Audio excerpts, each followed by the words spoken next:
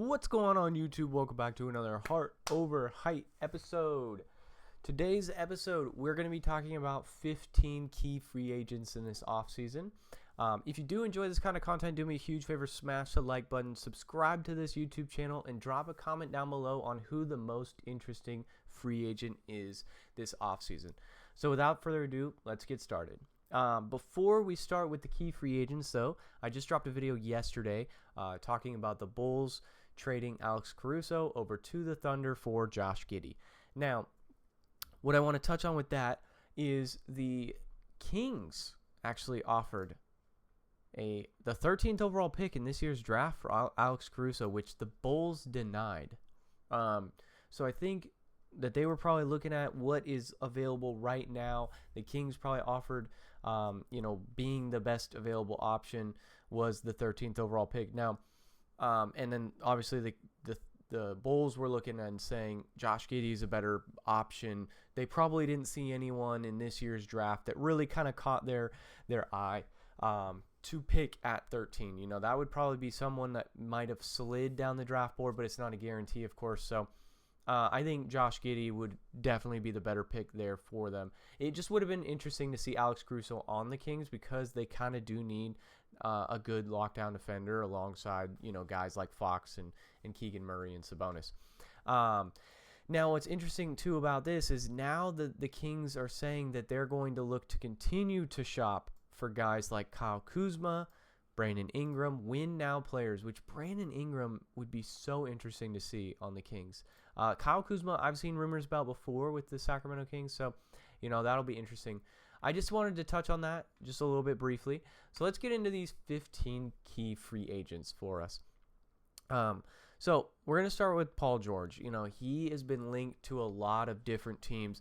I've seen Golden State possibly if the Klay Thompson deal falls through. I had personally linked him, wanting to see him go to someone like Sacramento. I've seen Philly.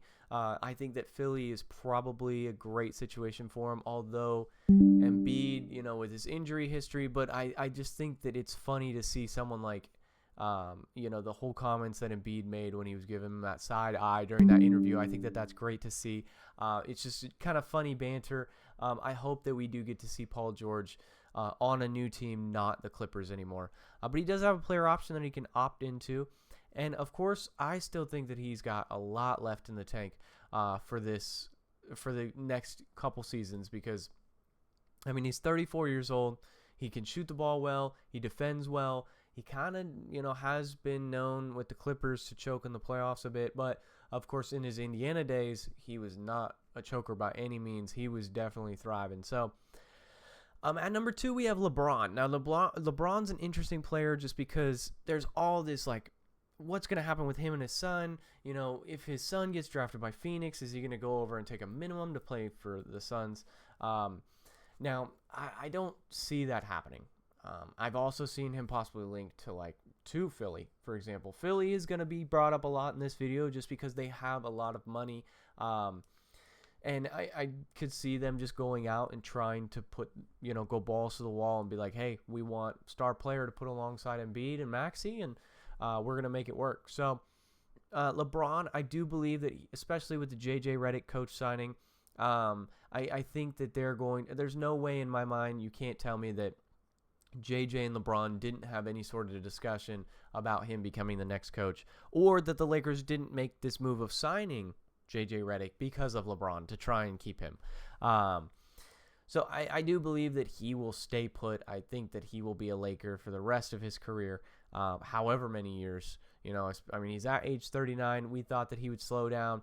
He's slowing down on the defensive end for sure, but that's because the Lakers' offense is so bad that he has to put in so much energy into the offensive side of the ball.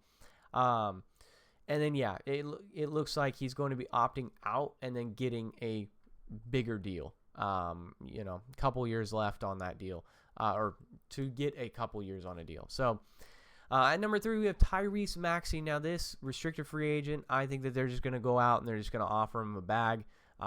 He deserves to stay in Philly. I don't want him to see, I don't want him going anywhere else.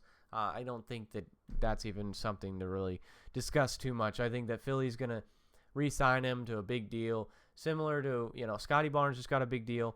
Tyrese Maxey, he might not get that much money, but he's going to get as much as he can, I'm assuming, from Philly. So another guy that I see remaining on the squad, I think, is OG Anunoby. I think that he's got his player option. I definitely don't think that he wants to be anywhere else other than New York right now, just because, he fits very well alongside guys like Jalen Brunson on that roster, and he kind of fits that Villanova type mold that they're kind of building over there. He fits that kind of the grit and grind bulldog-esque mold, and so I could see them going out and getting some pieces to kind of fit.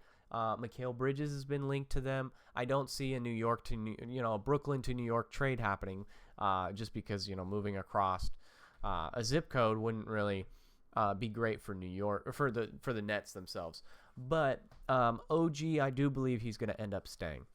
Now, a guy that I think is going to leave because he's going to get too much money will be Isaiah Hartenstein. I think that he is going to go out and get his bag. I could see someone like the Rockets offering him a decent amount of money, because they're looking to win now.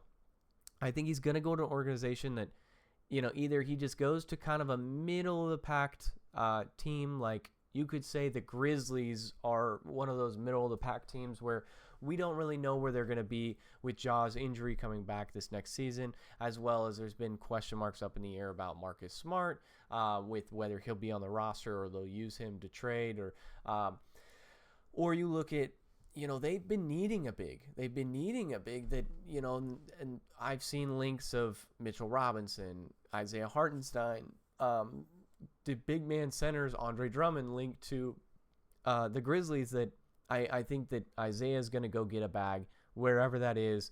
I can kind of picture him in a Rockets jersey, honestly. I can. A guy who, I talked about this in the video yesterday, DeMar DeRozan, unrestricted free agent. He's going to be going out. He's going to go to a contender. The Sixers are another one. He comes off the bench. I feel like he would be the perfect off-the-bench scorer as he's transitioned, him becoming 35 years old. In a league where the three-point shot means a lot, he's not a great three-point shooter. And I think that he just kind of fits a six-man role that he can kind of just take the reins and do as he pleases. With the second unit, there's not as much pressure on him to go out and score, especially with a team like the 76ers where they don't have anyone on their roster right now. They have 3 players signed on a deal at the moment. So him going into his 15th season could be looking to switch it up once again, especially since the Bulls are kind of looking, it seems like, just like I talked about in the video yesterday, it seems like they're going in the direction of rebuild, not retool kind of thing. So James Harden, now he is kind of an interesting player because I don't really know whether he just goes for a bag. I don't really see him going to some championship contender for a little bit of money. Harden seems like the kind of guy that's going to go out and just go get as much money as he can. And I see him staying in LA. I think that, especially with them opening up the new this new stadium and everything, he will be a Clipper. It'll be centered around him and probably Kawhi, with the Clippers this upcoming season at least. Now, going forward, who knows? I think that especially if Paul George leaves, it'll give him the opportunity to kind of flourish a little bit more and showcase a little bit more of what he's got left in the tank to then go get a big bag. So you could see him signing a smaller deal here, 1 to 2 year deal. Now, of course, at 35, he's probably going to be looking for a long-term deal, but if he wants to bet on himself and showcase like, hey, I'm still that guy, 16, 5, and 8 is okay. It's good numbers. It's not great. It's not what Harden used to be kind of thing. So if he wants to bet on himself and say, kind of like Malik Monk. Malik Monk at one point was on a small deal. Just signed a big deal with, let's see, it says it right up here exactly the number. Reported 4 years, $78 million. He was on a veteran minimum a few years back and then went to Sacramento and just took a risk on himself and said, hey, and he could have gotten more money. There were teams that, I know Orlando was interested in him. at 4-year, 100 mil. But he's got his teammate, his Kentucky Wildcat in De'Aaron Fox over there. I think that he likes that. He kind of fits the Sacramento culture very well. So someone like Harden could look to do that too. Take a smaller deal, play a 1 to 2 season right there on that smaller deal, then go get your bag. Just go and try and win. And moving on to a very interesting player, because I could see a team overpaying for someone like KCP. You look at something similar that happened with Bruce Brown, for example. Now, he went out and got a 2-year, $40 million deal, roughly. It's not that exact mark, but KCP kind of fits that mold where a lot of championship contending teams are going to be looking at and keeping an eye on him. Now, it's going to be like how much does KCP value championship contention? Because I see, obviously Philly is another team that's going to be looking at him because they have a lot of money and everything, but Orlando as well. And does he want to possibly take a back seat on winning because Orlando's kind of like 1 to 2 pieces away? Or, does he want to remain with Denver, who might need to make a decision on possibly shipping out Michael Porter Jr. And then they still, I still think even if you ship off Michael Porter Jr., depending on what you get in return, you're still a championship contending team if in my eyes at least. Moving on to Klay Thompson, I hope for his sake he takes a smaller deal to stay with the Warriors. I don't think that he's worth this 4-year, $100 million deal. I think that he needs to kind of bet on himself and prove that he deserves more money. He just didn't have a great season this last year. I mean, it was at his second lowest in the last 13 seasons, 38%, and he played in 77 games. That's kind of like, it should be way better for someone like Klay Thompson. We're talking the 44, 45 range. Hopefully, he should be a 50, 40, 90 kind of player. And I could see him going if he's all about the money. I know he's a big boat guy. He likes to be by the water and everything. Orlando could be that opportunity if he wants something like that. Miami could be an opportunity for him. Now, I don't know if he's going to get that kind of money over there, but Miami could be an interesting place. Somewhere by the beach, it seems like Klay Thompson's going to be, regardless of wherever it is. Golden State, I think, should be his best bet because it's where he spent his entire career. He's a splash bro. Play out your career as a Warrior. And just, I'm assuming he would get a statue in Golden State. The Splash Bros getting statues. And, because he was a vital part to their championship contentions that they had in the past. Tobias Harris. Now, this is a guy that's going to leave. He's going somewhere else. I think that he's going to go to a playoff contender, or he's going to go get money for somebody like Detroit, where he's played before. You could see San Antonio, Utah. Now, I do see here they talk about someone like New Orleans, which is kind of interesting, but he'd have to take a smaller bag over there, I think. It's just like Tobias Harris on the court sometimes just seems like scared to shoot, which, if you're Tobias Harris, that's what you've been known for, is your offensive game, your offensive skill. So it might be better for him to go to somewhere smaller, like a San Antonio, where they're on the rise, where he can go kind of mentor Victor Wembanyama. He's good with, obviously the tall bigs. He's homies with Bojan Marjanovic. But yeah, it'd be interesting to see him in like San Antonio or Utah, even Detroit. And then you give, he just goes and be a vet over there and just goes and showcases who Tobias Harris is, not this kind of scared player that we saw in the playoffs. Tyus Jones. Now, I think Tyus Jones is one of the most underrated players in the league. I think a lot of people agree with that too. His value is kind of questionable because, I just don't know if he's going to get a ton of money on the market. I think that he is going to kind of play for a team that ends up trading. He's going to be one of those guys in his career that just gets shipped around a little bit because a lot of contending teams are going to be looking for him. A backup point guard, solid guy that can just run the offense, that can just get guys the ball when it's necessary. Like if he becomes available and the money matches and everything like that, I could see a team like Phoenix trying to trade for him because they need a true point guard and he would fit that role very well for them.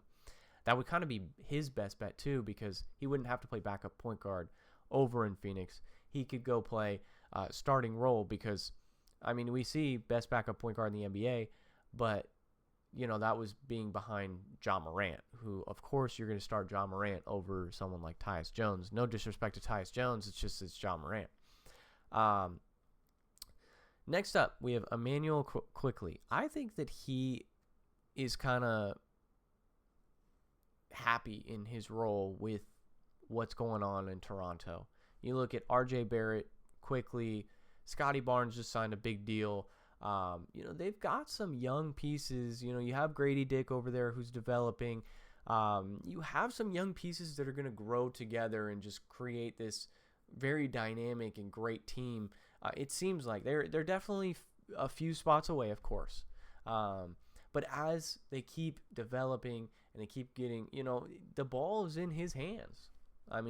17 points per game, like the ball is in his hands.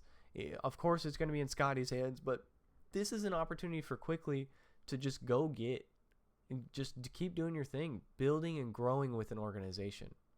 And I believe he's Canadian.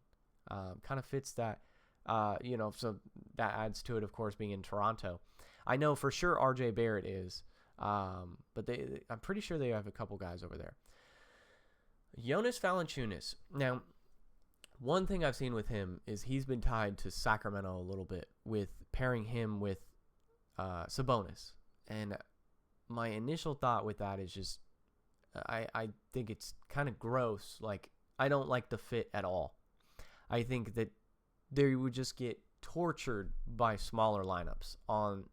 They would just get abused by smaller lineups just getting switched. Like they're going to have constant switches with. You look at somebody like their big rivals, the Warriors.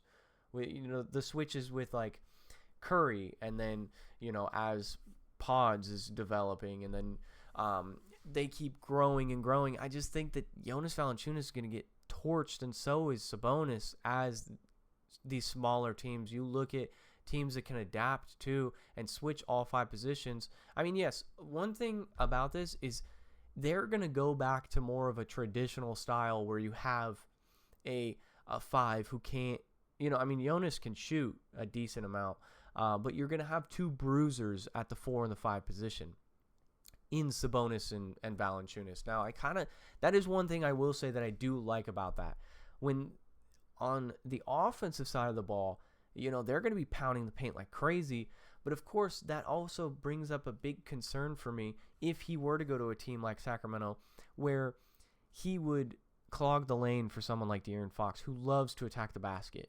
He loves to attack the basket and then have that pull up mid range.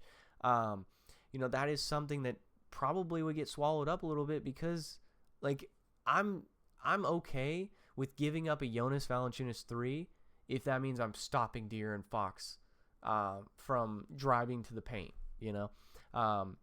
I could see that. Now, where he might fit, Memphis, of course, there's ties there. He's played there before. He could. I don't see him staying with the Pelicans. I see him moving on. I know the Rockets are definitely looking for another big to add. They need some big man depth. So look out for teams like that. I also could see a team like the Brooklyn Nets are so interesting when it comes to all these free agents because we have no clue really what direction they're going to go. So when you look at all these possibilities, they could one day, go on and they let Nicholas Claxton walk, and then they go and sign, Klay Thompson. And then you have Klay and Mikal Bridges together, and then you got something kind of cooking over there a little bit with Cam Thomas, Klay, Mikal Bridges, Cam Johnson. You might package Cam Johnson to go get something else, or package Mikal to go get something else. It's kind of interesting because they are kind of this dark horse that could go and sign practically anybody. So moving on now, speaking of going and getting anyone, I could see a return to Brooklyn for D'Angelo Russell just because he seemed to have loved his time there. You know, they had a blast. He was an all-star back then. You know, he was this guy that, like, I didn't think he was going to hit that mold. And then he went to Brooklyn and hit it coming out of college. When he came out of Ohio State, I didn't really see, like, I liked him. I just didn't think he had the speed and quickness to kind of keep up with the other guards. So keep on the lookout for him going to a team that could be looking to, especially if he decides to return, the Lakers are definitely going to look to trade him. And then he goes out and goes to a team like Brooklyn who has valuable role players that the Lakers desperately need role players. They desperately need shooting. And, you know, with J.J. Redick, hopefully that helps. But last but not least, let's talk about Malik Beasley, Milwaukee Bucks. You know, he is definitely showing his age on the defensive side of the ball. I don't see him. I don't know what's going on with Milwaukee. Obviously they had some injuries there. Chris Middleton kind of trying to find his footing. He had a great game there, but I think that Chris Middleton is kind of losing his place on where he fits with a guy like Damian Lillard, who demands the ball so much, and Giannis, who demands the ball so much. Chris Middleton doesn't really have a whole mid-range game anymore because he doesn't really have the ball a whole lot. So you look at someone like Malik Beasley, I don't know if there's a huge market for him. I mean, he didn't really, like, he shot the ball decent, but defensively he was terrible. So I could see a squad picking him up and bringing him off the bench. I just don't think that he will definitely be a guy that is going to go get a smaller contract, bets on himself, and then tries to go get a bigger deal in the future. Some teams that, before we wrap this video up, some teams that I think that people should keep in mind for free agency. Of course, you have Memphis that's tied to a lot, Houston that's tied to a lot. Then you have Philly that's tied to everything.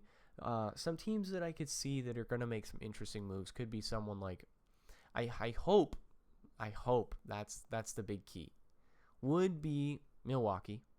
I want to see them kind of move past the Brook Lopez, Chris Middleton days and kind of clean house so that they can fix and give Dame and Giannis a shot at winning a ring. I think that Brook Lopez, Chris Middleton are kind of showing their age too much. Again, Malik Beasley too, where you need to kind of shift, retool, go get someone younger that has similar play style. Whether that's building through the draft. Now, of course, then you look at Dame might look to request a trade because he does not want to be in part of a rebuild. That's why I'm saying you got to look at disgruntled stars, where they're going to be going, and how you can kind of adjust to make that. Another team that's interesting, of course, is New Orleans. New Orleans is going to be looking at making a decision on Zion, making a decision on Brandon Ingram, where they're going to be next, and then how that affects their future.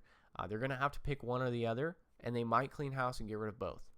I saw something extremely interesting today that I don't think that they're going to do, but the Thunder trading for Zion because of the plethora of draft capital that they have as well as young talent.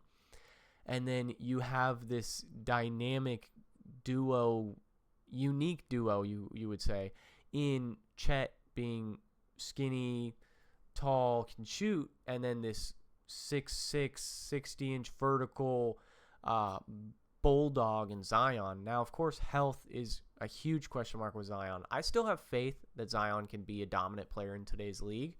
I think that he just needs to kind of, he fits in the same category as someone like Luka, where they need to kind of keep their regimen going. Luka definitely has come into seasons out of shape. Anthony Davis is the same way, coming into the season out of shape, just not really looking like him. And then it takes him quite a while. I think Zion, when you come into the season out of shape as well, then you get into a point where you're just kind of there. trying to get back into shape, which causes that injury because you're not used to your body going through that kind of brutal achievement like you haven't been doing all off season. So yeah, keep in mind of teams like New Orleans. Utah is another one that could be interesting. Brooklyn is very interesting, and of course the teams like Houston and Philly. So if you guys did enjoy this video, do me a huge favor, smash the like button, subscribe to the YouTube channel, and comment down below what your favorite and most intriguing offseason free agent is going to be. So with that being said, this has been another Heart Over Height episode, and I'll catch you guys in the next one.